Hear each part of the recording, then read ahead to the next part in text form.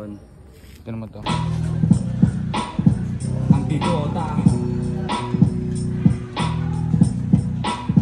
Mic check 1, 2. Marahil iniisip mo ako'y meron ding pagnanasa. Masigatan ng liwanag guys at tinatamasa. Nakaramihan ngunit ang ilan na may makata pa rin naman kahit ilang dekada pa ang lumipas. Hindi mabibigyang pansin kasi laging tahimik. Nag-iisip na kung ano-ano pang pwedeng gimmick. Pero ayos lang yun dahil hindi to panaginip. Kaya dapat realidad na sa loob ng isip. Di ba ganyan ang tema? Yung tipong panggising sa lyrics ko marahil iniisip mo ako'y meron din pagnanasa. Masyatan ng liwanag guys at tinatamasa. Hindi mabibigyang pansin kasi laging tahimik. Nag-iisip na kung ano-ano pang pwedeng gimmick. Pero ayos lang yun dahil hindi to panaginip. Kaya dapat realidad na sa loob ng isip. Di ba mapapagad ka kahit di nalaklakin. Tumatalon yung muwig ko at magdamag na papraning nakikinig sa hip-hop underground. Kaadi mo lasing balik sa loop ng eskwela pasok sa silid-dakatan. Yung tipong panggising sa lyrics ko mapapagad ka kahit di nalaklakin. Tumatalon yung muwig ko at magdamag na papraning nakikinig sa hip-hop underground. Kaadi mo lasing balik sa loop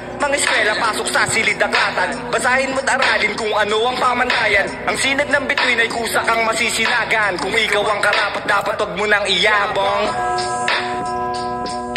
Kung ikaw ang karapat dapat wag mo nang iyabong.